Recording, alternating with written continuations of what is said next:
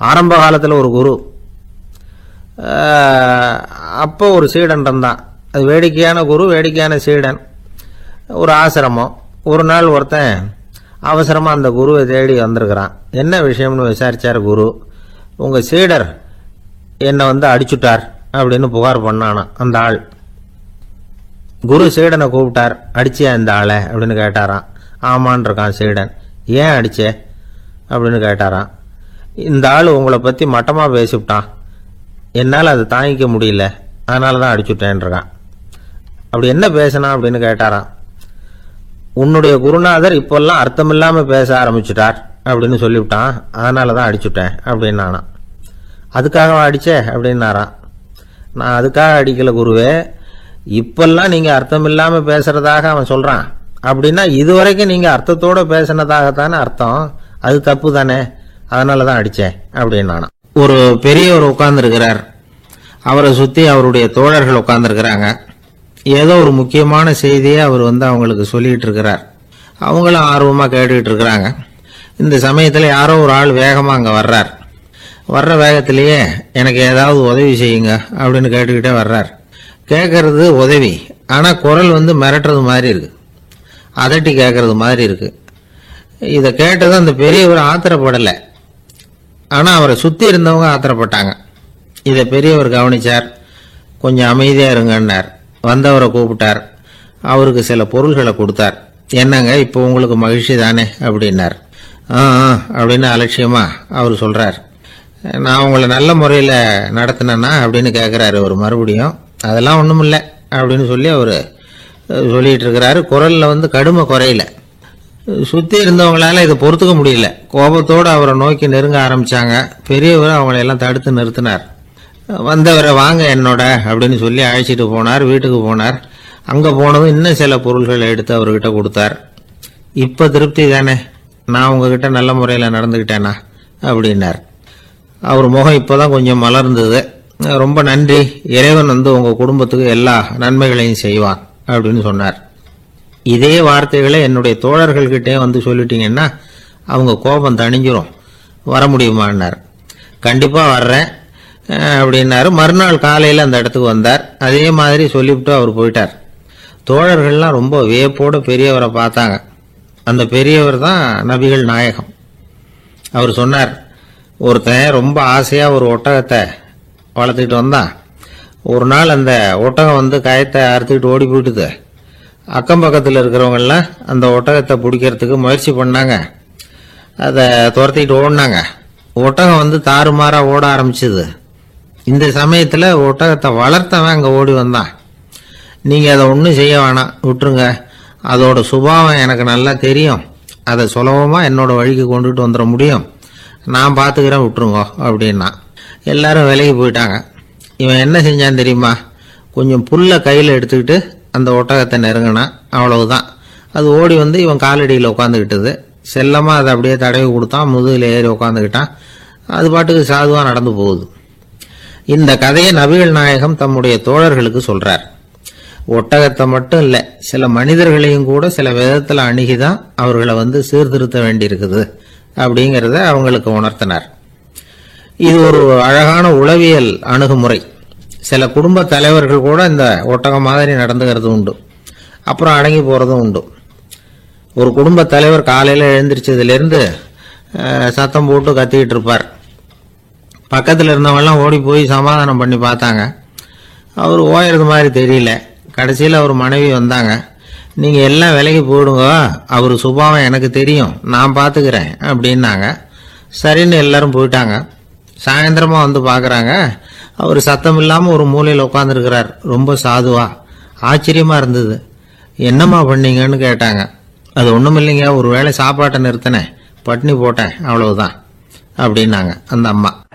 இன்பம் துன்பம் இது ரெண்டும் சேர்ந்தது தான் வாழ்க்கை. இது எல்லாரும் சொல்லிகிட்டு இருக்கிற ஒரு உண்மை. அது சரி, இது ரெண்டும் வர்றதுக்கு என்ன காரணம்? துறவி ஒருத்தர் யோசித்து பார்த்துருக்கார். இன்ப துன்பம் தோன்றுவதற்கு முக்கியமாக 6 காரணங்கள் உண்டு அப்படிங்கிறார் அவர். அது என்னங்கிறத நாமளும் தெரிஞ்சு வச்சுக்குவோமே. இப்போ முதல் காரணம் சுயநலம். ஒரு தாயார் தன்னுடைய சுயநலம் கருதி தன்னுடைய மகன் இன்பமாக இருக்கணும்னு ஆசைப்படுறாங்க. மகனும் அப்படியே ஆசைப்படுறான். அதனால் தாயாரின் இன்ப துன்பங்களை பார்த்துட்டு மகனும் இன்ப துன்பம் அடையிறான். அந்த அம்மாவுக்கும் அதே நிலைமை தான். ரெண்டாவது காரணம் உறவு. நான் துறவியான பிறகு கூட உறவுங்கிற காரணத்தினால தான் தாயாருடைய சுக துக்கங்களை கண்டு நானும் சுக துக்கம் அடைகிறேன். என் தாயாருடைய நிலைமையும் இதுதான் அப்படிங்கிறார் ஒரு துறவி. மூணாவது காரணம் என்னென்னா அறிமுகம். எனக்கு அறிமுகமான ஒருத்தரை ரயில் நிலையத்தில் சந்திக்கிறேன். அவர் தன்னுடைய பணப்பையை எங்கேயோ தொலைச்சி விட்டு வருத்தப்பட்டுக்கிட்டு இருக்கிறார். நானும் வருத்தப்படுறேன். அந்த சமயத்தில் யாரோ ஒருத்தர் இதுதானே அவங்க பணப்பை அப்படின்னு சொல்லி கொண்டாந்து நீட்டுறார். பணப்பையை தொலைச்சவர் சந்தோஷப்படுறார், நானும் சந்தோஷப்படுறேன். இது அந்த துறவி சொல்கிற அனுபவம். நாலாவது காரணம் என்னென்னா கருணை. எனக்கு முன்னே தெரியாத ஒருத்தனை யாரோ ஒருத்தன் அடித்து காயப்படுத்தி போடுறான். கருணை காரணமாக நான் அதுக்காக துக்கப்படுறேன். அஞ்சாவது காரணம் எதையும் நம்புறது. ஒரு பசுமாட்டை ஒரு முரணை அடிச்சுக்கிட்டு இருக்கிறான் அப்படின்னு ஒருத்தர் வந்து நம்மகிட்ட சொல்கிறாருன்னு வைங்க, உடனே நான் துக்கப்படுறேன். இன்னொருத்தர் வந்து அந்த முரணனை போலீஸ்காரங்க பிடிச்சிட்டு போயிட்டாங்கன்னு சொல்லி சொல்கிறாரு, நான் உடனே சந்தோஷப்படுறேன். மூணாவதாக ஒருத்தர் வந்து முதல் 2 பேரும் சொன்னது பொய்யுங்கிறார். அப்போ நான் இன்ப துன்பம் ரெண்டுமே இல்லாமல் நிம்மதியாக இருக்கிறேன். இது ஒரு விதம். அடுத்தது 6வது காரணம் என்னென்னா தன்மயமாகுதல். ஒரு நாவல் படிச்சுக்கிட்டு இருக்கிறோம், அதில் வர்ற பாத்திரங்களோட நாம் ஒன்றி போயிடுறோம். அதில் வர்ற பாத்திரங்கள் சிரிச்சுதுன்னா நாமளும் சிரிக்கிறோம், அது அழுதுன்னா நாமளும் அழறோம். அதெல்லாம் வந்து அந்த துறவி சொல்கிற அனுபவ உண்மைகள். இன்ப துன்பம் இது ரெண்டும் தோன்றுவதற்கு சுயநலம், உறவு, அறிமுகம், கருணை, எதையும் நம்புறது, தன்மயமாகிறது, இது எல்லாம் தான் முக்கிய காரணம் அப்படின்னு அவர் சொல்கிறார். ஆக கூடி ஒட்டு மொத்தமாக யோசனை பண்ணி பார்த்தா பிற பொருள்கள் மீது பற்றுதல் காரணமாக தான் நாம் வந்து இன்ப துன்பம் அடையிறோம் அப்படிங்கிறத புரிஞ்சிக்க முடியுது. மனுஷன் வந்து இன்ப துன்பம் அடையிறதுக்கு 7வது காரணம் கூட ஒன்று உண்டு அப்படின்னு சொல்லிகிட்டே வந்தார் ஒருத்தர். அது என்ன அப்படின்னு கேட்டோம். அதுதான் சார் இந்த நீங்கள் சொல்லிட்டு வர்ற இன்று ஒரு தகவல்னார். எப்படி சொல்கிறீங்கன்னு கேட்டோம். இன்று ஒரு தகவல் கேட்க ஆரம்பிக்கிறப்போ மனசில் இன்பம், ஆரம்பித்த உடனே இது ஏற்கனவே கேட்ட சமாச்சாரமாச்சே அப்படின்னு நினைக்கிறப்போ துன்பம் அப்படின்னு அதுக்கு ஒரு விளக்கம் கொடுத்தார். ஊரில் ஒரு ஞானி இருந்தார். ஒரு நாள் அவரை தேடிட்டு ஒருத்தர் வந்தார். வந்தவர் ஞானியை பார்த்து ஒரு கேள்வி கேட்டார். ஐயா, உங்களுடைய சாதனை என்ன? இதுதான் அவர் கேட்ட கேள்வி. இதை கேட்டதும் அந்த ஞானி நிமிர்ந்து இவரை பார்த்தார். அப்புறம் சொன்னார், அது ஒன்றும் பெரிய விஷயம் இல்லை, அது ரொம்ப எளிமையான ஒன்று. எப்போ எனக்கு பசிக்குதோ அப்போ நான் சாப்பிட்ருவேன், எப்போ எனக்கு தூக்கம் வருதோ அப்போ நான் தூங்கிடுவேன், அவ்வளவுதான் அப்படின்னார். கேள்வி கேட்டவர் ஒரு மாதிரி ஆயிட்டார். ஐயா, இதே தானே நாங்களும் செய்கிறோம், இதுல என்ன அதிசயம் இருக்கு அப்படின்னார். இப்ப அந்த ஞானி சொன்னாராம், இங்கதான் நீங்க தப்பு பண்றீங்க அப்படின்னாராம். அப்படியான்னாரு இவர். ஆமா அப்படின்னாராம். நீங்க செய்யற தவறு எனக்கு புரியுது. ஏன்னா நான் வந்து உங்களை மாதிரி நான் வந்து வாழ்ந்து பார்த்துருக்கிறேன். அதனால என்னுடைய அனுபவத்துல உங்களுக்கும் எனக்கும் உள்ள வித்தியாசத்தை உணர முடியுதுன்னாரா. என்ன சொல்றீங்க, எனக்கு ஒன்றும் புரியலையேன்னாரா இவரு. இதை பாருங்க, சாப்பிடுறதுங்கிறது நாம 2 பேருக்கும் பொதுவான ஒரு காரியம்தான். ஆனா நீங்க சாப்பிடுறதுக்கும் நான் சாப்பிடுறதுக்கும் வித்தியாசம் இருக்கு அப்படின்னாராம். என்ன வித்தியாசம்னு கேட்டிருக்கார். நீங்க பசி இல்லாத பொழுது சாப்பிடுறீங்க, இப்போ சாப்பிடுற நேரம் வந்துட்டுது அப்படிங்கிறதுக்காக சாப்பிடுறீங்க. சாப்பாடு ருசியா இருக்கு அப்படிங்கிறதுக்காக சாப்பிடுறீங்க. எது தேவைங்கிறது தெரியாம சாப்பிடுறீங்க. அது மாதிரி தூக்கமும் உங்களுக்கு ஒரு பழக்கமா போட்டுது. இப்போ இது தேவையா இல்லையா அப்படிங்கிறத பத்தி நீங்க யோசிச்சு பாக்குறது இல்ல. சாப்பிடும் பொழுது 1000 வேலைகளை மனசுல நினைச்சுக்கிட்டு இருப்பீங்க. அதனால அது சாப்பிடுதலா இருக்காது. அதே மாதிரி நீங்க தூங்கும் பொழுதும் அது தூங்குதலா இருக்காது. ஏகப்பட்ட கனவுகள் வரும். உங்க மனசு மேலும் மேலும் கனவுகளை உருவாக்கி கொண்டே இருக்கும். அதனால எனக்குள்ள நடக்கிறது வேற மாதிரி, நீங்க நினைக்கிற மாதிரி இல்ல. எனக்குள்ள நடக்கிறது எப்படின்னா, நீங்க செய்யறது மாதிரி இல்ல. தூக்க உணர்வு வந்த உடனே தூங்குதல் மட்டுமே நடைபெறும். அதுதான் என்கிட்ட நடக்கிறது அப்படின்னாராம் அந்த ஞானி. இப்ப வித்தியாசம் புரியுதா? அந்த ஞானி சாப்பிடுறத அனுபவிக்கிறார், அது எக்ஸ்பீரியன்ஸ். நாம அப்படி இல்லை, மனம் போன போக்குல சாப்பிடுறோம். இது இன்டெலிஜிங். இது ரெண்டுலேயும் வந்து செயல்ல வேறுபாடு இல்லை, விழிப்புணர்வுல தான் வேறுபாடு இருக்கு. அவர் சாப்பிடும் பொழுது ஒரு சாட்சி மனோபாவத்தோட சாப்பிடுறார். எவ்வளவு தேவையோ அவ்வளவுதான் சாப்பிடுறார். ஏன்னா அவருடைய விழிப்புணர்வு முழுமையா செயல்படுது. அதனால அவர் சாப்பிடும் பொழுது நம்மை விட மகிழ்ச்சியா இருக்கிறார். நாம அப்படி இல்லை, வயிற்றை நிரப்புறதுக்காக சாப்பிடுறோம். இன்னும் சொல்ல போனா சாப்பிடும் பொழுது நாம அங்கேயும் இருக்கிறது இல்லை, எங்கேயோ போயிடுறோம், உடம்பு மட்டும்தான் அங்க இருக்கும். ஆனா ஞானி அப்படி இல்லை. அவர் சாப்பிடும் பொழுது சாப்பிடுதல் மட்டுமே இருக்கும். எந்த ஒரு செயலையும் விழிப்புணர்வோட செய்யலாம், மனம் போன போக்கிலையும் செய்யலாம். விழிப்புடன் செய்யறப்போ செய்யும் செயல் நம்ம அனுபவமாகிறது, அவ்வளவுதான். இதெல்லாம் பெரிய தத்துவம் மாதிரி தெரியும். இருந்தாலும் நாம புரிஞ்சுக்க வேண்டியது என்னன்னா, எந்த காரியத்தை செஞ்சாலும் அதுல முழு ஈடுபாடு வேணுங்கிறது முக்கியம். அந்த அளவுக்கு முதல்ல நம்மளை மாத்திக்கிட்டா போதும். ஆனா நம்ம ஆளுங்க அந்த அளவுக்கு இருக்கிறது இல்ல, எல்லாமே அரைக்குறை தான். கேட்டா ஞாபகம் மருதி. ஒருத்தன் என்ன பண்ணானா, விமான டிக்கெட் வாங்கிக்கிட்டு ரயில்வே ஸ்டேஷனுக்கு வந்துட்டான். அப்புறம் தான் புரிஞ்சுது தவறுதெல்லாம் இங்க வந்துட்டோங்கிறது. உடனே அவசரமா விமான நிலையத்தை நோக்கி ஓடி இருக்கிறான். அங்க போய் கவுண்டர்ல கேட்டிருக்கான், மேடம் நான் தவறுதலா ரயில்வே ஸ்டேஷனுக்கு போயிட்டேன், இப்ப விமானத்தையும் தவற விட்டுட்டேன், அடுத்த பிளைட்ல எனக்கு இதை மாத்தி தர முடியுமான்னு கேட்டிருக்கான். முடியாதுன்னாங்களாம் அந்த அம்மா. ஏன்னு கேட்டானா, ஏன்னா இப்ப நீங்க வந்திருக்கிறது பஸ் ஸ்டாண்டு அப்படின்னாங்களாம். எப்படின்னா, ஒரு 600 வருஷத்துக்கு முன்னாடி மனுஷனுக்கு இருந்த நெருக்கடி இருக்கு பாருங்க. ஒரு 600 வருஷத்துக்கு முன்னாடி மனுஷனுக்கு எவ்வளவு நெருக்கடி இருந்ததோ அது போல 40 பங்கு இப்போ அதிகமாயிட்டு தான் கண்டுபிடிச்சி சொல்லியிருக்கிறாங்க. அவ்வளவு நெருக்கடிக்கு மத்தியில் நாம் வாழ்ந்துக்கிட்டு இருக்கிறோம். ஒரு 600 வருஷத்துக்கு முன்னாடி என் தலையில் 1 கிலோ வச்சுக்கிட்டு நின்னேன்னு வைங்க, இப்போ 40 கிலோ வச்சுக்கிட்டு நிற்கிறேன். அப்படி ஒவ்வொரு மனுஷனுக்கும் வாழ்க்கையில் நெருக்கடி அதிகமாக போச்சு. இப்போ இந்த நெருக்கடியில் முன்னாடிலாம் யாரோ ஒருத்தர் தான் தியானம் பண்ணுவாங்க. தியானம்னா ஒருத்தர் 2 பேர் காட்டுக்கு போய் தியானம் பண்ணிகிட்டு இருப்பாங்க 600 வருஷத்துக்கு முன்னாடி. இப்போ வீட்டுக்கு வீடு தியானம் நடக்குது. ஏன்னா அந்தளவுக்கு வாழ்க்கையில் ஒரு நிம்மதி வேணும் அப்படின்னு சொல்லி பண்ணிட்டாங்க. அதுக்கு தான் இயற்கை கொடுத்துருக்கிற ஒரு இயற்கையான வைத்தியம்தான் சிரிப்புங்கிறது. இதை பற்றி பெரியவங்கள்லாம் இப்போ ஆராய்ச்சி பண்ணிகிட்டு இருக்கிறாங்க. சிரிப்புங்கிறது நாம் பிறந்து ஒரு 6 மாதத்தில் தான் முதல் தடவையாக விவரமாக சிரிக்க ஆரம்பிக்கிறோமா. நம்ம பிறந்து 6 மாதத்துக்கு, அதாவது முதல் தடவை சிரிக்க ஆரம்பிக்கிறது ஒரு 6ஆவது வாரம், 1.5 மாதத்தில் தான் குழந்தை வந்து விவரமாக சிரிக்க ஆரம்பிக்குது. அப்புறம் அப்படியே சிரிக்க ஆரம்பிக்கிறோமா. அதையெல்லாம் இப்போ கணக்கு எடுத்துருக்குறாங்க. ஒரு குழந்தை ஒரு நாளைக்கு 200 தடவை சிரிக்குதான் ஒரு குழந்தை. பெரியவங்கள்லாம் 15 தடவை சிரிக்கிறாங்களாம். 200 தடவை சிரிச்சுக்கிட்டு இருந்த நாம அப்படியே குறைஞ்சி 15 ஆகிட்டு. அதனால தான் இருதய நோயெல்லாம் வருது, ஹார்ட் அட்டாக்லாம் வருதுன்னு கண்டுபிடிச்சிருக்கிறாங்க. 200 சிரிப்புக்கு வந்து அது வந்து இயல்புத்தன்மை, மனுஷனுடைய இயல்புத்தன்மை சிரிக்கிறது. அதுக்கு ஜோக்கே தேவைப்படாது. ஆனால் இப்போ காலங்காலமாக நாம் என்ன போதிக்கப்பட்டு வந்திருக்கிறோம்னா, சிரிப்புங்கிறது ஒரு பாவமான செயல். ஒரு முதலாளிக்கு முன்னாடி தொழிலாளி சிரித்தா மரியாதை குறைச்சல், ஒரு கணவனுக்கு முன்னாடி மனைவி சிரித்தா மரியாதை குறைச்சல், அது மாதிரி ஒரு வாத்தியாருக்கு முன்னாடி பையன் சிரித்தா மரியாதை குறைச்சல், ஒரு ஆஃபீஸருக்கு முன்னாடி பியூனு சிரித்தா மரியாதை குறைச்சல், இப்படின்னு சொல்லி சிரிப்புங்கிறது ஏதோ மரியாதை குறைவான செயல்னு காலங்காலமாக நாம் போதிக்கப்பட்டு வந்திருக்கிறோம். இப்போ மரபு ரீதியாகவே அந்த சிரிப்பு வந்து நம்மகிட்ட சிறைப்பட்டுருக்குதான், அடங்கி போச்சு. அந்த சிறைப்பட்டிருக்கிற சிரிப்பை வெளியில் கொண்டு வர்றதுக்கு தான் ஜோக்குன்னு ஒரு சாவியை போட வேண்டியிருக்கு. வேறு இந்த ஜோக்குக்கும் சிரிப்புக்கும் சம்மந்தம் இல்லை. அதை ஏற்கனவே இருக்கிறத வெளில கொண்டு வரதுக்கு ஒரு சாவி மாதிரி உபயோகப்படுதுன்னு இப்போ அதை பற்றி ஆராய்ச்சி பண்ணுறவங்களாம் சொல்கிறாங்க. ஏன்னா சிரிப்புக்கு ஜோக்கு தேவைப்படாது. இப்போ ஒரு குழந்தை தொட்டிலில் படுத்துருக்குன்னு வைங்களேன், குழந்தை தொட்டிலில் இருக்குது, அது முகத்துக்கிட்ட போய் ஒரு கிளுகிழுப்பை ஆட்டுங்க சிரிக்கும். அந்த கிளுகிழுப்பை சத்தமே சிரிக்க வைக்கிறதுல அதுதான் மனுஷனுடைய இயல்புத்தன்மை. அது என்ன ஜோக்காது? சத்தம். ஒரு கிளுகிழுப்பையை கொண்டு போய் குழந்தை முகத்துக்கிட்ட ஆட்டினா சிரிக்குதே, அதுதான் இயல்புத்தன்மை. அதே கிளுகிழுப்பையை ஒரு தாத்தா மூஞ்சிக்கிட்ட ஆட்டுங்க, கோவம் வந்துடும், அடிக்க வருவார். என்னடா விளையாட்டு இது அப்படிமாரு. ஏன்னா அவர் சிரிச்சுக்கிட்டு இருந்தவர், அப்படி இருந்தவர் ஒரு காலத்தில். ஒரு கிளுகிழுப்பைக்கு சிரித்தவர் ஒரு காலத்தில் இப்போ கோவப்படுறாருன்னா அந்த அளவுக்கு நம்ம மாறி போயிட்டே வந்துகிட்டு இருக்கிறோம். அதனால் வந்து அந்த இயல்புத்தன்மை மாறாமல் இருக்கணுங்கிறது ரொம்ப முக்கியம். அதுக்காக எல்லோரையும் குழந்தையாக்க முடியாது. மனுஷன் வந்து எல்லோரும் இனிமேல் வந்து வயசுங்கிறது கூட ஆகிட்டே தான் இருக்கும். அதுக்காக குறைச்சிக்கிட்டே போக முடியாது. அதுக்கு யாராவது மருந்து கண்டுபிடிச்சாதான் உண்டு. ஆனால் ஒருத்தர் மருந்து கண்டுபிடிச்சாராம், சொல்லுவாங்க. ஒரு டாக்டர் வந்து ஒரு மாத்திரை கண்டுபிடிச்சாராம்.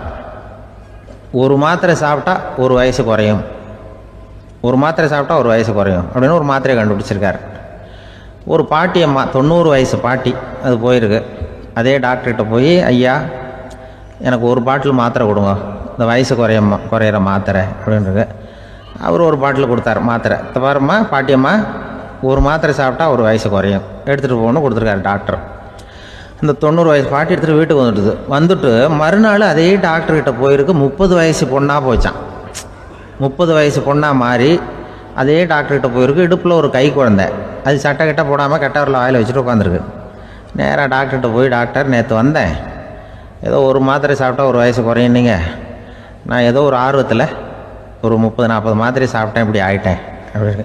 இப்போ டாக்டர் சொல்லியிருக்காரு, இதுக்கு ஏமா வருத்தப்படுற, எல்லாரும் வந்து வயசு குறையணும்னு தான் நினைக்கிறாங்க, உனக்கு வயசு குறைஞ்சிட்டுது, நீ சந்தோஷப்படு, இதுக்கே மறுபடியும் என்னட்ட வந்திருக்கிற அப்படின்னாரான் டாக்டர். அப்போ அந்த அம்மா சொல்லித்தேன், அதை என்னை பற்றி பரவாயில்ல டாக்டர், என் இடுப்பில் பாருங்கள் கை குழந்தை, இது சட்டை கிட்ட போடாமல் உட்காந்துருக்கு, கட்டவரில் வாயில் வச்சுட்டு உட்காந்துருக்கு, இது ரொம்ப ஆர்வத்தில் ஒரு 70 மாத்திரையை சாப்பிட்டு விட்டுது, இது என் வீட்டுக்காரரு. இவர் வந்து இடுப்பு விட்டு கீழே இறங்க மாட்டேங்கிறாரு. நான் எதையாவது கொடுத்து இனிமேதான் வயசை கூட்டி இறக்கி விடுவேன் டாக்டர் அப்படின்னு தான். அவர் வந்து ஏதோ நமக்கும் இதுக்கும் சம்மந்தம் இல்லைங்கிறது மாதிரி கட்டாரில் வச்சுட்டு அவர் பாட்டு உட்காந்துருக்கார். ஏதோ நமக்கு இந்த உலகமே இல்லை, நமக்கு சம்மந்தம் இல்லைங்கிற மாதிரி உட்காந்துருக்காரு. இப்படியே நான் தூக்கிட்டு எங்கே அலையிறது இதை அப்படின்னு தான். அதனால் வந்து வயசை குறைக்கிறது இயற்கைக்கு விரோதமாக நாம் பண்ண முடியாது. ஆனால் இந்த இயல்பு தன்மை மாறாமல் வச்சுக்கலாம். குழந்தை மாதிரி மாற முடியாதே தவிர அந்த குழந்தை தன்மையோடு வாழறதுக்கு கற்றுக்கணும். அதுதான் வாழ்க்கையில் இன்பமாக வாழறதுக்கு வழி. குழந்தைத்தனமாக இருக்கக்கூடாது, குழந்தை தன்மையோடு இருக்கணும்னு சொல்லுவாங்க. குழந்தை தன்மைங்கிறது வேறு, குழந்தைத்தனம்ங்கிறது வேறு. அப்படி ஒரு மாத்திரை கண்டுபிடிச்சிட்டா இப்போ யாராவது ஒருத்தவங்க இடுப்பில் குழந்தைய தூக்கிட்டு போனால் போய் கேட்கணும், ஏம்மா இது ஏன் வீட்டுக்காரரா உன் குழந்தையா அப்படின்னு கேட்டு அதுக்கப்புறம் அவருக்கு வணக்கம் சொல்லணும். இப்படிலாம் ஆகிடும் நிலைமை. இயற்கையை வந்து நம்ம மாற்ற முடியாது, அதுக்கு தகுந்தாப்புல தான் நாம் வந்து பண்ணணும். குழந்தை தன்மையோடு வாழறதுக்கு குடும்பத்தில் குழந்தை தன்மைங்கிறது எப்படின்னா, இப்போ ஒரு சில பேருக்கு அந்த குழந்தைத்தன்மை உண்டு. ஒரு வீட்டில் ஒரு புள்ள படுத்திருக்கு, அம்மா வந்து எழுப்புறாங்க, காலேஜுக்கு நேரமாச்சு எழுந்திருப்பா, காலேஜுக்கு நேரமாச்சு எழுந்திருப்பா அப்படின்னு. அந்த அம்மா அந்த புள்ளை சொல்லியிருக்கு, ஐயோ எனக்கு காலேஜுக்கு போகிறதுக்கே பிடிக்கலம்மா, என்னை வந்து தொந்தரவு பண்ணாத, காலேஜுக்கு போகிறதுக்கு எனக்கு பிடிக்கல அப்படின்னு தான். அப்போ அந்த அம்மா சொல்லியிருக்கு, ஏன் உனக்கு காலேஜுக்கு போகிறதுக்கு பிடிக்கல, கல்லூரிக்கு போகிறதுக்கு, அதுக்கு 2 காரணம் சொல்லு அப்படின்னு இருக்கா. அப்போ அந்த புள்ளை சொல்லிச்சான், ஏன் பிடிக்கலன்னா கல்லூரியில் இருக்கிற வாத்தியாருக்கும் என்னை பிடிக்க மாட்டேங்குது, ஆசிரியர்களுக்கும். 2வது காரணம், கல்லூரியில் படிக்கிற மாணவர்களுக்கும் என்னை பிடிக்கல, அதனால் நான் காலேஜுக்கு போக மாட்டேன்ற குழந்தை புள்ள சொல்லியிருக்கு. அம்மா வந்து அப்படிலாம் நீ இதுக்காக போகாமல் இருக்கக்கூடாது, நீ போய் தான் ஆகணும் அப்படின்னு பிடிவாதமாக அந்த அம்மா பிள்ளைய எழுப்புனாங்களாம். சரி நான் எதுக்கு காலேஜ் போகணும்னு சொல்கிறேன், அதுக்கு நீ 2 காரணம் சொல்லு அப்படின்னு தான் அந்த புள்ள. அப்போ அந்த அம்மா சொன்னாங்களாம், நீ ஏன் காலேஜுக்கு போகணும்னா முதல் காரணம் உனக்கு வயசு 52, 2வது காரணம் நீ தான் பிரின்சிபால் அப்படின்னு தான். என்ன இருந்தாலும் அவங்க அம்மாவுக்கு அது புள்ள தானே, அதுதான் குழந்தை தன்மைங்கிறது. 52 வயசுலேயும் குழந்தை தன்மையோடு இருக்கார் பாருங்க, அதுதான் அந்த குழந்தை தன்மையோடு வாழறது தான் வெற்றிக்கு வழின்னு சொல்லுவாங்க. சீடன் வெளியூர் புறப்படுறதுக்கு தயாரா இருந்தான். ரொம்ப தூரம் போக போறான், திரும்பி வர நாளாகும். புறப்படுறதுக்கான ஆயத்த வேலைகளில் ஈடுபட்டிருந்தான். அந்த சமயம் பார்த்து இன்னொரு சீடன் அவங்கிட்ட வந்தான். நம்ம குரு உன்னை அழைச்சிட்டு வர சொன்னார் வா அப்படின்னு கூப்பிட்டான். இவன் உடனே புறப்பட்டு போனான். குருநாதரை பார்த்தான், அவர் காலில் விழுந்து வணங்கினான். வணங்கிவிட்டு எழுந்திரிச்சான். அவ்வளவுதான். குரு ஏதாவது உபதேசம் பண்ணுவாருன்னு எதிர்பார்த்தான். ஆனா நடந்தது என்ன தெரியுமா? குரு அவனுக்கு ஓங்கி ஒரு அடி கொடுத்தார். எதிர்பாராம இந்த அடியை வாங்கினதும் அந்த சீடன் அதிர்ந்து போயிட்டான். பக்கத்துல இருந்த மற்ற சீடர்களும் திகைச்சு போய் நின்னுட்டாங்க. அடி வாங்கின சீடனுக்கு மனசுக்குள்ள குழப்பம், நாம என்ன தப்பு பண்ணணும், புறப்படுற நேரத்துல இப்படி குரு கிட்ட அடி வாங்குற மாதிரி ஆயிட்டுதே அப்படின்னு நினைச்சு மனசுக்குள்ள ரொம்ப வேதனைப்பட்டான். கொஞ்சம் துணிச்சலை வரவழைச்சுக்கிட்டு குருநாதர்கிட்டயே கேட்டுட்டான், சுவாமி நான் என்ன தப்பு பண்ணினேன், என்ன இப்படி அடிச்சுட்டீங்களே, ஒரு வார்த்தை கூட உங்களை எதிர்த்து நான் பேசினது இல்லையே, இவ்வளவு காலமா உங்க விருப்பத்துக்கு விரோதமா ஒரு காரியம் கூட நான் செஞ்சது இல்லையே, வந்ததும் வராததுமா ஒண்ணுமே சொல்லாம என்ன அடிச்சுட்டீங்களே, குருவே நான் செஞ்ச குற்றம் தான் என்ன அப்படின்னு கண்ணீரோட பரிதாபமா கேட்டானா அந்த சீடன். ஆனா அந்த குரு முகத்துல கொஞ்சம் கூட கோபம் இல்லை. அவர் சிரிச்சுக்கிட்டே நின்றுகிட்டு இருந்தாராம். அதுக்கப்புறம் சொன்னாராம், என்னுடைய அருமை சீடனே, நீ ஒரு தவறும் பண்ணல, நான் உன்னை அடிச்சது நீ ஏதோ தப்பு பண்ணிவிட்டேங்கிறதுக்காக இல்ல, நீண்ட பயணம் போக போற, ஞாபகமா ஏதாவது கொடுத்து அனுப்ப வேணாமா, நீ ஞானம் பெற்ற பிறகுதான் திரும்பி வர போறேங்கிறது எனக்கு தெரியும், அதுக்கு பிறகு உன்னை வந்து அடிக்க முடியுமா, அதனால இப்ப கிடைச்சிருக்கிற இந்த வாய்ப்பை பயன்படுத்திக்கிட்டேன், அப்போதைக்கு இப்பவே அடிச்சுட்டேன், அவ்வளவுதான், வேற ஒண்ணும் இல்லை அப்படின்னாராம். குரு சிரிச்சுக்கிட்டே இப்படி சொல்றார், இருந்தாலும் இதுவும் ஒரு உபதேசம் தான். அதிர்ச்சிகளால விழிப்படைய வைக்கிறதும் ஒரு வழிதான். இது ஜென் வழி. பெரும்பாலும் அதிர்ச்சியின் மூலமாகவே ஞான தரிசனத்தை அருள்கிறவர்கள் தான் ஜென் குருமார்கள். நம்ம தியானம் தான் ஜென். இந்தியாவிலிருந்து இது சீனாவுக்கு போய் கொஞ்சம் பேர் மாறி வளம் பெற்று ஜப்பான்ல ஜென் ஆகி வளர்ந்துருக்குது, அவ்வளவுதான். ஜென்கிறது தியானம். எதை நினைச்சும் தியானிக்கிறது இல்லை, எல்லாத்துலயும் தியானம் இருக்கிறதா சொல்லுது ஜென். பேசுறது, இருக்கிறது, நடக்கிறது, சாப்பிடுறது, சிரிக்கிறது, தூங்குறது, தொழில் செய்யறது அல்லது சும்மா இருக்கிறது எல்லாமே தியானம் தான். ஜென்கிறது ஒரு சுய தரிசனம், தன்னைத்தானே அடையாளம் கண்டுகொள்ளுகிறது தான். அது இல்லாத எதையும் தேடி கண்டுபிடிக்கிறது இல்லை. சென் மார்க்கத்தை பத்தி ஓஷோ என்ன சொல்றாரு தெரியுமா? காணாமல் போன தன்னுடைய மூக்கு கண்ணாடி தன்னுடைய மூக்கின் மேல் இருப்பதை கண்டுகொள்வது போன்றது ஜென் அப்படிங்கிறார். நம்மால் இன்னொருத்தர் முகத்தை ரொம்ப நேரமா உத்து பார்த்துக்கிட்டு இருந்தார். என்ன பாக்குறீங்கன்னாரு அவரு. நீங்க போட்டிருக்கீங்களே மூக்கு கண்ணாடி, அதை தான் பாக்குறேன்னாரு இவரு. நீங்க அப்படி பாக்குறதுக்கு விசேஷ காரணம் ஏதாவது உண்டான்னு கேட்டார் இவர். உண்டுன்னார். என்னன்னு கேட்டார். நேத்திக்கு காணாம போன என்னோட மூக்கு கண்ணாடி அது அப்படின்னாராம் இவர். ஒருத்தர் அவசரமா போய்கிட்டு இருந்தார். எங்க போய்கிட்டு இருக்கீங்க அப்படின்னு கேட்டார் ஒரு பெரியவர். கடைக்கு போறேன் சார், சாமான் வாங்கறதுக்கு அப்படின்னார். அங்க போறதுக்கு முன்னாடி தெரிஞ்சுக்க வேண்டியதெல்லாம் தெரிஞ்சுக்கிட்டீங்களா அப்படின்னு கேட்டார் பெரியவர். கடைக்கு போய் காசை கொடுத்து ஒரு பொருளை வாங்கிட்டு வரப்போறோம், இதுல தெரிஞ்சுக்க வேண்டியது என்ன இருக்குது அப்படின்னாரு அலட்சியமா. இப்ப அந்த பெரியவர் பேச ஆரம்பிச்சார். இந்த உலகத்துல எந்த ஒரு செயல்ல இறங்குறப்பவும் நாம நல்லா ஆலோசனை பண்ண வேண்டிய விஷயம் 5 அப்படின்னார். உதாரணமா, ஒருத்தன் கடைக்கு போய் ஏதோ ஒரு பொருளை வாங்கிட்டு வர போறான்னு வச்சுக்கோங்களேன். அப்ப கூட அவன் 5 விஷயங்களை பத்தி தெரிஞ்சுக்க வேண்டியிருக்குது அப்படிங்கிறார் அவர். முதல்ல அந்த பொருள் எப்படிப்பட்டது அப்படிங்கிறத தெரிஞ்சுக்கணும். 2வதா தன்னை பத்தியும் தெரிஞ்சுக்கணும். அப்பதான் அந்த பொருள் தனக்கு தேவையா இல்லையா அப்படிங்கிறத புரிஞ்சுக்க முடியும். 3வதா தெரிஞ்சுக்க வேண்டியது ஒன்று இருக்கு. அது என்னன்னா, அந்த பொருளை அடையறதுக்கு வழி என்ன அப்படிங்கிறத தெரிஞ்சுக்கணும். அதாவது எவ்வளவு பணம் கொடுத்தா அது கிடைக்கும், இது மாதிரியான விஷயங்கள். 4வதா அந்த பொருளை அடையிறது மூலமா நாம அடையக்கூடிய பயன் என்ன அப்படிங்கிறதையும் உணரணும். 5வது அந்த பொருளை அடையிறதுல இருக்கக்கூடிய தடை எது அப்படிங்கிறதையும் நாம தெரிஞ்சுக்கணும். பெரியவர் பேசுறது ஏதோ தத்துவம் மாதிரி தெரியுது இல்லையா? தத்துவம் தான். அதாவது இப்படி உலகியல் வாழ்க்கையில சின்ன சின்ன விஷயங்கள்லயே நாம 5 விஷயங்களை தெரிஞ்சுக்க வேண்டி இருக்குது. அது ரொம்ப அவசியமா இருக்கு. பேரின்ப நிலைன்னு சொல்றாங்கல்ல, அது மாதிரி பெரிய சமாச்சாரங்கள்லயும் இந்த 5 விஷயங்களை நாம தெரிஞ்சுக்க வேண்டியிருக்குது.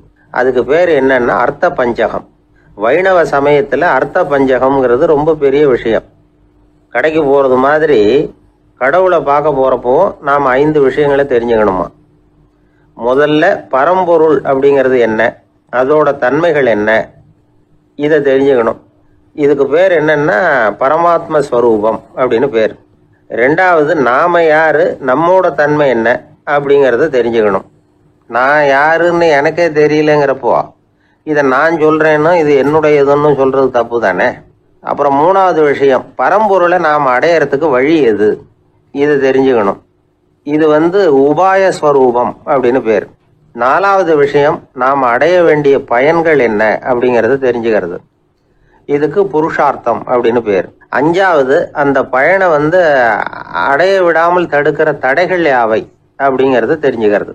இது விரோதி ஸ்வரூபம். இதைத்தான் தடையியல் அப்படின்னு சொல்றாங்க. அதாவது பரமாத்மாவை பற்றிய அறிவு, ஜீவாத்மாவை பற்றிய அறிவு, உபாயம் பற்றிய அறிவு, புருஷார்த்தம் பற்றிய அறிவு, இந்த 4 அறிவுக்கும் எதிரடையா, அதாவது அதையெல்லாம் தப்பா புரிஞ்சுக்கிறதால உண்டாகக்கூடிய அறிவு விரோதி ஸ்வரூபம். என்ன இது தகவல்ல ஏதாவது கதை சொல்லுவீங்கன்னு பார்த்தா ஏதோ தத்துவம் பேசிட்டு இருக்கிறீங்களே அப்படின்னு நினைக்கலாம். இதுவும் தெரிஞ்சுக்க வேண்டிய ஒரு பெரிய விஷயம்தான். காதில் போட்டு வச்சா எப்போவாவது உபயோகப்படும். என்னுடைய நண்பர் ஒருத்தர் ஒரு நாள் என்கிட்ட சொன்னார், சார் அடுத்த மாதம் தஞ்சாவூர்ல ஒரு கல்யாணம், போறதா வேண்டாமா அப்படின்னு ஒரே குழப்பமா இருக்கு அப்படின்னார். நான் உடனே இந்த அர்த்த பஞ்சக உபதேசம் பண்ண ஆரம்பிச்சேன். அவர் எல்லாத்தையும் பொறுமையா கேட்டுட்டு, சரி சார் நான் போறதுன்னு முடிவு பண்ணிவிட்டேன்னார். எப்படி இந்த முடிவுக்கு வந்தீங்க அப்படின்னு கேட்டேன். அவர் சொன்னாரு, சார் அந்த 2வது பாயிண்ட் ஒன்று சொன்னீங்களே, அதை புரிஞ்சுக்கிட்டதுக்கு அப்புறம்தான் இந்த முடிவுக்கு வந்தேன் அப்படின்னார். என்ன 2வது பாயிண்ட்னு? அதாவது தன்னை பத்தி புரிஞ்சுக்கணும் அப்படின்னு சொன்னீங்க. உடனே என்னை பத்தி புரிஞ்சுக்கிட்டேன். நான் யாருங்கிறது எனக்கு தெரிஞ்சுது. உடனே போறது தான் நல்லதுன்னு முடிவு பண்ணிவிட்டேன்னார். நீங்க யாருன்னு கேட்டேன். நான் தான் சார் அந்த கல்யாணத்துல தாலி கட்ட வேண்டிய மாப்பிள்ளை அப்படின்னார். என்ன சார் உங்கள் பையன் என்ன செஞ்சுக்கிட்டு இருக்கிறான் இப்போ அப்படின்னு கேட்டார் ஒருத்தர். அடிக்கடி கண்ணாடி முன்னாடி நின்று அழகு பார்த்துக்கிட்டு இருக்கிறான் சார் அப்படின்னாரு அப்பா. இளம் பருவம் இப்படி தான் இருக்கும், அதையெல்லாம் சாதாரணமாக நினச்சிடாதீங்க அப்படின்னாரு அவர். என்ன சார் சொல்கிறீங்க, கண்ணாடி முன்னாடி நின்றுக்கிட்டு நேரத்தை வீணாக்கிக்கிட்டு இருக்கான், அதை ஒரு பெரிய விஷயமா நான் நினைக்கணுமா அப்படின்னாரு இவர். இளம் பருவத்தில் இளைஞர்களுக்கும் சின்ன பொண்ணுங்களுக்கும் அடிக்கடி கண்ணாடியில் பார்க்கணும்னு தோணும். அது வெறுமனே அழகு பார்க்கறது மட்டும் இல்லை, அவங்க தங்களையே தேடி கண்டுபிடிக்கிற ஒரு முயற்சி அது. இது ஒரு மனோதத்துவ விளைவு. இது வரைக்கும் சின்ன பிள்ளையா இருந்துட்டோம், இனிமேல் நாமளும் மற்றவங்க மாதிரி மனிதர்கள் தான் அப்படிங்கிற உணர்வு அவங்களுக்கு வருது. தங்களோட முகம் எப்படி இருக்குது, அழகு எப்படி இருக்கு, உடம்பு நேரம் எப்படி இருக்கு, முடி எப்படி இருக்கு அப்படிங்கறதெல்லாம் கண்டுபிடிக்கிறாங்க. அதுக்கப்புறம் இன்னொரு ஆணோ பொண்ணோ தன்னை கவனிக்கணும் அப்படின்னு நினைக்கிறாங்க. இதெல்லாம் மனோதத்துவ உண்மைகள், இதெல்லாம் இயற்கை. இதை பார்த்துட்டு பெற்றவங்க பிள்ளைங்க கெட்டு போட்டாங்க அப்படின்னு நினைக்கக்கூடாது, அவங்கள திட்டிகிட்டே இருக்கக்கூடாது. இன்னைக்கு பல குடும்பங்களில் இதுதான் நடந்துகிட்டு இருக்குது. மனுஷ வாழ்க்கையிலேயே இப்படியும் இல்லாத அப்படியும் இல்லாத ஒரு பருவம் இளம் பருவம். 13லேருந்து 19 வயசுக்கு உட்பட்ட ஆண்கள் பெண்கள் இந்த வகையை சேர்ந்தவங்க, டீனேஜ் குரூப். இவங்கள சின்னவங்கன்னு நினச்சிட முடியாது, பெரியவங்கன்னு நினச்சிட முடியாது. இவங்க ரொம்ப சென்சிட்டிவ். சமூகம் நினைச்சா இவங்களை நல்லவங்களாகவும் ஆக்கலாம், கெட்டவங்களாகவும் ஆக்கலாம். கொஞ்சம் அக்கறை எடுத்துக்கிட்டா பெரிய பெரிய மேதைகளையும் விஞ்ஞானிகளையும் உருவாக்கலாம். ஆனால் நடக்கிறது என்ன தெரியுமா, அநேகமாக இவங்களை யாருமே சரியாக புரிஞ்சுக்கிறது இல்லை, இவங்களை சரியாக நடத்துறதும் இல்லை. இது வரைக்கும் நாம் சொல்கிறத கேட்டுக்கிட்டு இருந்தான், இப்போல்லாம் அவன் இஷ்டத்துக்கு நடக்க ஆரம்பிச்சுட்டான் அப்படின்னு வருத்தப்படுற பெற்றோர்கள் அதிகம். இது வருத்தப்படுற விஷயம் இல்லை, சந்தோஷப்பட வேண்டிய விஷயம். உங்கள் புள்ள சொந்தமாக யோசிக்க ஆரம்பிக்கிறதும் நடந்துக்க ஆரம்பிக்கிறதும் ஒரு தப்பான விஷயமா? அவன் கடைசி வரைக்கும் உங்கள் பேச்சையே கேட்டுக்கிட்டு இருக்கணுங்கிறது என்ன நியாயம்? இன்னைக்கு இளைஞர்களை பெரியவங்க தப்பாக புரிஞ்சுக்கிட்டு தவறாக நடத்துறதுனால தான் அவங்களுக்கு வெறுப்பு, எரிச்சல், மனக்கசப்பு எல்லாம் உண்டாகுது. பெற்றவங்க சரியாக மதிக்கிறது இல்லை அப்படிங்கிற ஒரே காரணத்தினாலேயே வீணா போகிற பிள்ளைங்க இன்னைக்கு அதிகம். சரி, பெற்றவங்களுக்கு இன்னைக்கு என்னதான் புத்தி சொல்ல வர்றீங்க அப்படின்னு கேட்குறீங்களா? நாம எதையும் சொல்ல வரல, ஆனால் அது சம்பந்தமான சில நிபுணர்கள் சொல்லியிருக்கிறத உங்கள் காதில் போட்டு வைக்கலாம். அது என்னன்னா, பிள்ளைங்க கிட்ட அன்பு செலுத்துங்க. குழந்தையா இருந்தப்போ எவ்வளவு பாசமாக இருந்தீங்க, வளர வளர அதை ஏன் குறைச்சிக்கிறீங்க? பெற்றவங்களின் அன்பான வார்த்தைகளுக்கு ஏங்குறவங்க தான் இன்றைய இளைஞர்கள். அவங்க எதை சொன்னாலும் அதை அக்கறையாக காது கொடுத்து கேளுங்க, அலட்சியப்படுத்தாதீங்க. அவங்க விரும்புறது உங்ககிட்ட இருந்து ஒரு மதிப்பு, மரியாதை, அங்கீகாரம், இவ்வளவுதான். அவங்க அவங்களாவே முடிவுகள் எடுக்கட்டும், அதுக்கு நீங்கள் உதவியா இருங்க, அது போதும். மற்றவங்க முன்னாடி, முக்கியமாக அவங்க நண்பர்கள் முன்னாடி அவங்கள பற்றி மட்டமாக பேசாதீங்க. அவங்க கிட்ட பொய் சொல்லக்கூடாது. நீங்கள் சொன்னது பொய்ன்னு தெரிஞ்சு போச்சுன்னா உங்கள் பேரில் அவங்களுக்கு இருக்கிற மதிப்பு போயிடும், நம்பிக்கை போயிடும். அவங்களுக்கு முன்னாடி நீங்கள் சண்டை போடக்கூடாது. உங்கள் பிள்ளைய எப்பவும் இன்னொரு பிள்ளையோட ஒப்பிட்டு பேசுகிற வேலையே வேணாம். கூட பிறந்த மற்றவங்களோட கூட ஒப்பிடக்கூடாது. இப்படி செஞ்சால் அவன் உங்ககிட்டையும் பிரியமாக இருக்க மாட்டான், அவங்ககிட்டையும் பிரியமாக இருக்க மாட்டான். புள்ள எங்கே போகிறான், என்ன பண்ணுறான் அப்படின்னுலாம் துப்பறிஞ்சிக்கிட்டு இருக்கக்கூடாது. இளைஞர்கள் தனிமையை விரும்புகிறவங்க. அவங்கள பெட்டியில் வச்சு மூடி பாதுகாக்கணும்னு நினைக்கக்கூடாது. அவங்கள எப்படி பாதுகாக்கிறது அப்படிங்கிறது அவங்களுக்கே தெரியும். உங்கள் புள்ள எப்படி நடந்துக்கணும்னு நீங்கள் எதிர்பார்க்குறீங்களோ அது மாதிரி நீங்கள் நடந்து காட்டுங்க, அது போதும். ஒரு வீட்டில் அப்பாவும் அம்மாவும் பேசிக்கிட்டு இருக்கிறாங்க. என்னங்க, நம்ம பொண்ணு பெரியவளாயிட்டா, அடிக்கடி கண்ணாடி முன்னாடி போய் நின்றுக்கிட்டு இருக்கிறா, சீக்கிரமாக ஒரு பையனை பார்த்து கல்யாணத்தை முடிக்காமல் இப்படி மசன்னு கல் மாதிரி உட்காந்துருக்குறீங்களே அப்படின்னு சத்தம் போட்டாங்க அந்த அம்மா. அவசரப்படாத, பார்க்கறதுக்கு கண்ணுக்கு அழகா லட்சணமா புத்திசாலியா ஒரு பையன் கிடைக்க வேணாமா, அதுதான் பார்த்துக்கிட்டு இருக்கிறேன் அப்படின்னாரு அப்பா. இதுக்கு அந்த அம்மா சொல்றாங்க, எங்க அப்பா இப்படியெல்லாம் நினைச்சுக்கிட்டு இருந்திருந்தா எனக்கு கல்யாணமே ஆயிருக்காது தெரியுமா அப்படின்னாங்களாம். ஒரு தடவை கலைவாணர் NS கிருஷ்ணன் பேராசிரியர் கல்கியை சந்திச்சு பேசிக்கிட்டு இருந்தாராம். கலைவாணர் கல்கியை பார்த்து, எனக்கு கதை எழுத ஆசையா இருக்கு, எப்படி எழுதுறதுன்னு கேட்டாராம். கதை எழுதுறதுக்கு 4 மை வேணும்னாராம் கல்கி. அப்படியா, அப்படின்னா என்னென்ன கலர் மை அப்படின்னு கேட்டிருக்காரு கலைவாணர் சிரிச்சுக்கிட்டே. நான் சொன்னது கலர் மை இல்லை, அது வேற மை. அதாவது கதை எழுதுறதுக்கு தேவைப்படுகிற 4 மை எதுன்னா, 1 திறமை, 2 பேணாமை, 3வது தனிமை. 4வது பொறுமை அப்படின்னாராம். உடனே கலைவாணர், உங்க யோசனை அருமை அப்படின்னாராம். அதுதான் கலைவாணர். பொதுவா எழுத்தாளர்கள் எழுதுற மாதிரி நடந்துக்கிறது இல்லை. ஆனா கலைவாணர் என்ன சொல்லுவாரோ அதே மாதிரி நடந்துக்குவார். எல்லாருக்கும் எல்லாம் கிடைக்கணுங்கிற கருத்தை சினிமா படங்கள்ல வலியுறுத்துவார். அதே மாதிரி நடைமுறை வாழ்க்கையிலேயே எல்லாருக்கும் எல்லாமும் கொடுப்பார். பணம், பதவி, புகழ் இப்படி எதுவுமே இல்லாத ஒரு சாதாரண மனுஷனா இருந்தா கூட இவர் மனுஷனுக்கு கொடுக்குற மரியாதையில கொஞ்சமும் குறைச்சல் இருக்காது. இந்த குணம் சாதாரணமா எல்லாருக்கும் இருக்கிறது இல்லை. அவரு சினிமா தியேட்டருக்கு போய் சினிமா பார்க்கறது வழக்கம். அவர் வந்திருக்கிறாருங்கிறது தெரிஞ்சா போதும், வெளியில பிச்சைக்காரங்க வந்து கூடிடுவாங்க. இது அவருக்கு தெரியும். வெளியில நம்மளை நம்பி ஒரு கூட்டம் காத்துக்கிட்டு இருக்குமேன்னு நினைப்பார். உடனே ஒரு 100 ரூபா நோட்டை கொடுத்து சில்லறையா மாத்திட்டு வர சொல்லுவார். படம் முடிஞ்சு வெளியில வர்றப்போ சில்லறையோட வருவார். எல்லாருக்கிட்டையும் கொடுத்துருவார். ஏன்னா எல்லாரும் தேடிட்டு வருவாங்க அவரை. என்ன எல்லாரும் சௌக்கியமா இருக்கிறீங்களா அப்படின்னு பிரியமா விசாரிப்பார். ஏதோ ரொம்ப நெருங்கின சொந்தக்காரங்களை விசாரிக்கிறது மாதிரி விசாரிப்பாரு. தன்கிட்ட இருக்கிற சில்லறையை எல்லாருக்கும் சமமா பிரிச்சு கொடுத்துட்டு தான் அங்கிருந்து புறப்படுவார். ஒரு நாள் அது மாதிரி புறப்படுற சமயத்துல ஒரு சின்ன பையனுக்கு சில்லறை எதுவும் கிடைக்கல கொடுக்கறதுக்கு. இது கலைவாணருக்கு தெரியாது. கார்ல ஏறி புறப்பட்டு போயிட்டார். அந்த பையன் காரை பிடிச்சிக்கிட்டு பின்னாடியே ஓடியாந்துருக்கிறான். ஐயா, நீங்களே இல்லைன்னு சொன்னா நான் என்ன பண்றது? இன்னைக்கு பட்னி தான், அம்மாவுக்கு வேற உடம்பு சரியில்லை அப்படின்னு கத்திக்கிட்டே ஓடியாந்தானா. கலைவாணர் கவனிச்சுட்டார். உடனே காரை நிறுத்த சொன்னார். இறங்கினார். அந்த சின்ன பையனை கட்டி பிடிச்சிக்கிட்டு, என்ன மன்னிச்சுக்கப்பா, நான் கவனிக்காம வந்துட்டேன் அப்படின்னு சொல்லி அழ ஆரம்பிச்சுட்டாராம்.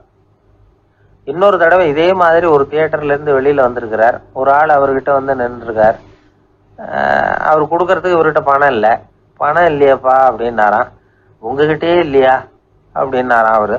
கலைவாணருக்கு மனசு ரொம்ப சங்கடமா போச்சு. உடனே புறப்பட்டு வீட்டுக்கு போனார். அங்க இங்க தேடி பார்த்து அங்க இருந்த கொஞ்சம் நெஞ்ச சில்லறையை எடுத்தார். காரு டிரைவரை கூப்பிட்டார். தியேட்டர் வாசல்ல நின்றுகிட்டு இருந்த ஆசாமியோட அங்க அடையாளங்களை சொன்னார். காரை எடுத்துட்டு போய் அந்த ஆளை கண்டுபிடிச்சி இந்த காசை கொடுத்துட்டு வா அப்படின்னு அனுப்பி வச்சாராம். பிச்சை போடுறதுக்காக காரை அனுப்புனதாக வேற யாரை பத்தியாவது நீங்க கேள்விப்பட்டிருக்கிறீங்களா? அவர் ஒரு வித்தியாசமான மனிதர், வித்தியாசமான கலைஞர். கலைவாணரோட சகோதரர் கல்யாணம் நடந்தது. அதுல தியாகராஜ பாகவதர் கச்சேரி முடிஞ்ச உடனே அதுல சம்பந்தப்பட்ட கலைஞர்களுக்கெல்லாம் கலைவாணர் பரிசுகள் கொடுக்கிறார். அந்த கச்சேரியில கடம் வாசிச்சவருக்கு மட்டும் மற்ற எல்லாருக்கும் கொடுத்ததை விட பெருசா ஒரு வெள்ளி கோப்பையை பரிசா கொடுத்தாராம். மற்றவங்களுக்கெல்லாம் சின்னதா கொடுத்துட்டு கட வித்துவானுக்கு மட்டும் பெருசா பரிசு கொடுக்குறீங்களே ஏன்னு கேட்டிருக்கிறாங்க. அதுக்கு கலைவாணர் விளக்கம் கொடுத்தாராம். இப்பெல்லாம் ரயில்ல கூட்டம் அதிகங்கிறது உங்களுக்கு எல்லாருக்கும் தெரியும். இந்த வித்துவான் இவ்வளவு பெரிய மண்பானைய ரயில்ல ரொம்ப பத்திரமா உடையாம ரொம்ப தூரத்துல இருந்து கொண்டு வந்திருக்கிறாரே, அது என்ன சாமான்யமான காரியமா? அவரோட அந்த சாமர்த்தியத்தை பாராட்டுறதுக்காக தான் அவருக்கு இவ்வளவு